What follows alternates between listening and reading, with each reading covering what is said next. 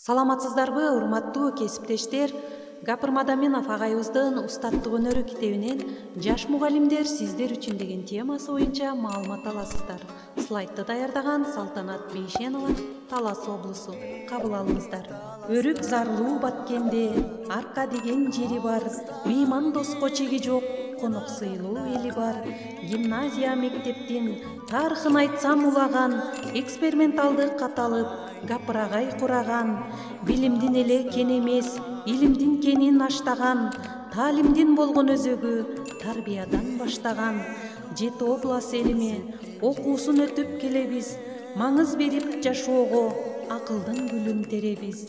Илимдин кени гимназия деңер. Анда эмесе, урматтуу кесиптештер, келиңиздер сабакка көңүл буруңуздар. Жаш мугалимдер сиздер үчүн. Жаш мугалимдерге мүнөздүү айрым кемчиликтер, аларды түзөтүү боюнча кыскача ой пикир сунуштар. Агайдын көп жылдык педагогикалык тажрыйбасында бир топ жаш мугалимдер менен иштешкендигин айтат.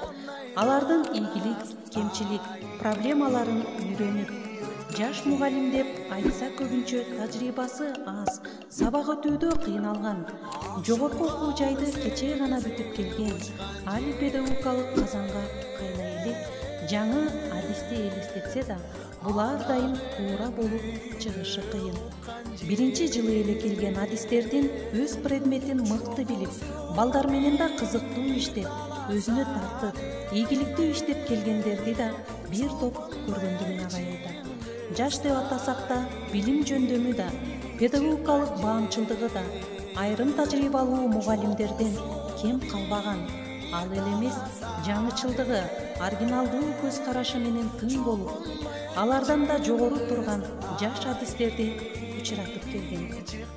Мисалы, Лейликтен Кочкорова Табар, Сайдумарова Манзура, Ибрагимова Зилал, Талайкан Бурханова, Кайыр Ашырбай, Токтоназарова Чынар, Дербишева Салтанат, Шоруков Жаныбек, Анаркулова Нарбүбү, Алдабердиева Нурзат, Ашурбаева Айсылуу, Бакыт Шоруков, Жеңиш Абдиназиров, ошондой эле Идрис Айтбаев жана башка мугалимдердин тизмеси берилген.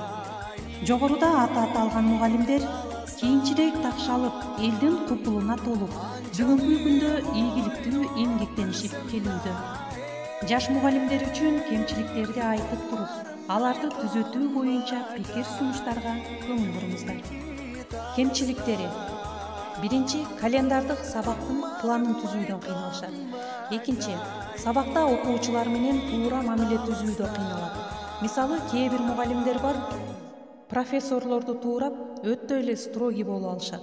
Ал эми кээ бир мугалимдер өтө эле жөнөкөй болуп, окуучуларга таасирсиз болуп калат.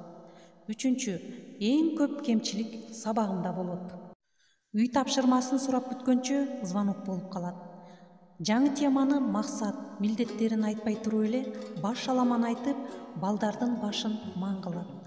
Жаңы теманы биринчи суроосунан баштап, теманы терең, кызыктуу айтам деп отуруп, көп сүйлөп, звонок болуп калып, калган 4-5 суроосу өтүлбөй калат. Темадагы негизги мазмун, өзөктү бөлүп айта албайт. Ошондой эле бир окуучуну сураса, калган класс бош, ызылдап отуруп калат. Теманы монотондуу, бир калыпта сүйлөп, окуучуларды тажатат. Бир окуучуну тиктеп айтып, ошолор менен иштей берет. Калгандары көңүлдөн сыртта калат. Доска, карта, энциклопедияны айкалыштырып пайдалана албайт. Бир окуучу суроо берсе, өзүн жоготуп, ошого жооп берем деп сүйлөп отуруп, темасы калып кетет. Сабагына бирөө кирсе, өзүн жоготуп коет. Өз кесибин, мектепти сүйбөгөнү сезилип турат. Билими терең эместигинен чоочуп, китептен же жазган конспектисинен окуп, ошондон айтып берип, тез класстан чыгып кетүүгө шашат. Урматтуу жаш мугалимдер, агай бул кемчиликтерди силерди кемсинтүү үчүн айтып жазган эмес. Мына ушул кемчиликтерге жол бербегиле, алдын алгыла деп эскертип жазган.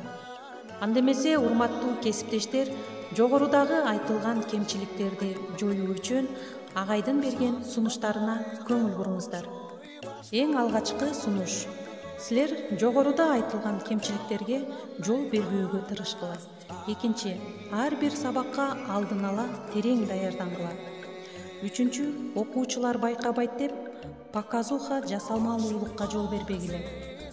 Урматтуу кесиптештер, бул жерине дагы кунт коюп көңүл бурсаңыздар, план конспект жазганда теманы түшүндүргөндө эң негизгисин бөлүп алып айтууну, окуучуга жеткизүүнү унутпагыла. Айым китебин дагы окусаңыздар, ошол жерде эң негизгисин бөлүп алуу жөнүндө абдан кенен маалымат берилген. Көп сүйлөө, айтуу менен көп билим бере албайбыз биз окуучуларга. Ошондуктан ошол айта турган темабыздын эң негизгисин бөлүп алсак, анан окуучулардан дагы жооп бергенде ошол негизгисин жооп бергиле деп үйрөтсөк жакшы болот. Негизгисин бөлүп, аз сүйлөп, көптү билдирүүгө жетишели. Көбүрөөк окуучулардын өз алдынча китеп, энциклопедия жана башкалар менен иштеп билим алуусуна жетишүүбүз зарыл. Ошондой эле сабакта окуучулардын ар бири жана бардыгы менен иштөөнү, уюштура билүүнү, окуучуларды билимдин сырдуу дүйнөсүнө кызыктырып, дегдетип алып чыгууга үйрөнөлү. Кеп маданияты, этика, эстетикага, окуучулар менен мамиледе жайдары, табигый, адамгерчиликтүү болууга умтулалы. Силерге жаңы баштаган педагогикалык кесибиңерге ийгилик, амандык каалап, Гапыр Мадаминов. Урматтуу кесиптештер, ушуну менен бүгүнкү сабагымды жыйынтыктайм. Баланы окутканды окутуучу дегенибиз менен алардын баары эле устат деген наамга жетише албайт. Баланы тарбиялоодо, адам кылып чыгарууда устаттын милдети эбегейсиз зор, ары татаал. Көңүл бурганыңыздарга чоң рахмат.